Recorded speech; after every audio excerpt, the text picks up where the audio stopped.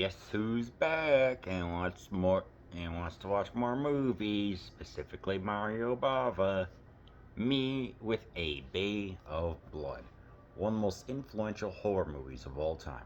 Mario Bava's A Bay of Blood, 1971, aka Twitch of the Death Nerve, is the spurting entry artery from which all future slashers would flow. When crippled Countess Frederica is murdered at her isolated mansion, a gruesome battle ensues to secure the rights to her valuable property around the bay. Everyone from illegitimate children to shady real estate agents stakes a claim, only to be billed in increasingly bizarre ways, from simple shootings to impalement by fishing spear. The makeup effects are by Carlo Rambaldi, who would later earn Oscars for his work in Alien and E.T. Initially scorned upon its original release because of its graphic violence, A Bay of Blood eventually became a trendsetter. The model slasher that Friday the 13th would emulate nearly a decade later. Yeah, this is a bloody affair. I mean, when you think about it, it's just the graphic ways of how people are eliminated. You just look and you think, wow. 84 minutes.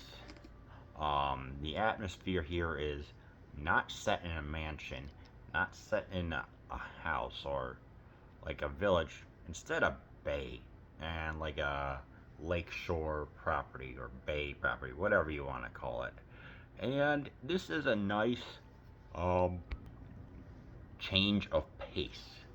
I like that. It's like I wanted something more modern, and with this taking place somewhere in Italy, it's refreshing to see it. But this is definitely a low budget movie, but again, when Bava has his own projects, he is able to create these beautiful landscapes and have the way how to compose the film, stretch it, direct it, add what scene goes here, what scene goes there, etc. Because he wanted to become a like I said, he wanted to become a painter, but that didn't work out. So now he is making atmospheric, amazing pieces of work, and also set the very foundation for slashers.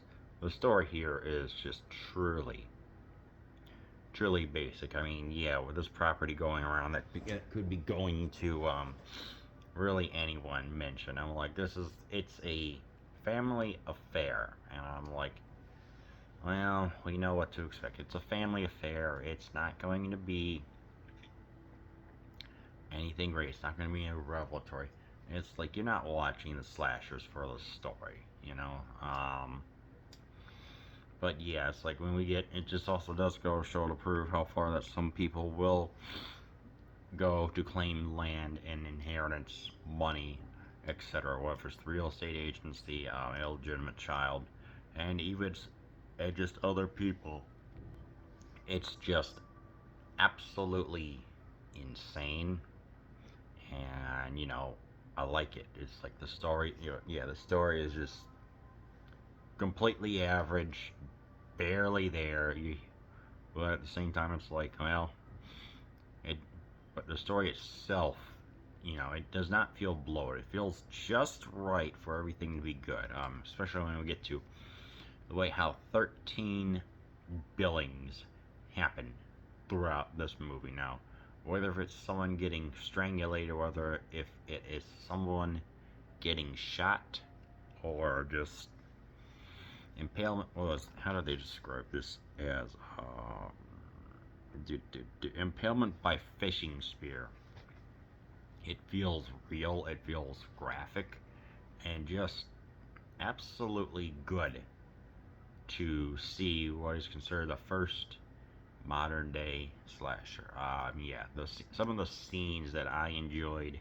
There, you have the beginning, but when you get four teenagers that come to party, and they're not exactly encroaching on any territory. They're just dancing, but at the same time, when you have some other people, some other ne'er-do-wellers going on. It's just like, dang, you know. So it's like, get the dancing, we get the swimming, and we also get some. Look, we get to see the real estate agent. We get to see them. Some binoculars are looking at two people going down, and it's just carnage that just ensues. The ending, which I'm going to spoil, by the way, when there are two people remaining, and then suddenly two children are wielding a bang bang, or wielding something, a bang bang bang. Yes, and they say, "Gee, mommy and daddy do love to play dead a lot," which I guess means the ultimate message of this is that the family affair will continue to, and violence will continue to cycle forever on and on, all over greed and I guess providence. I guess would be the word of your name being out there.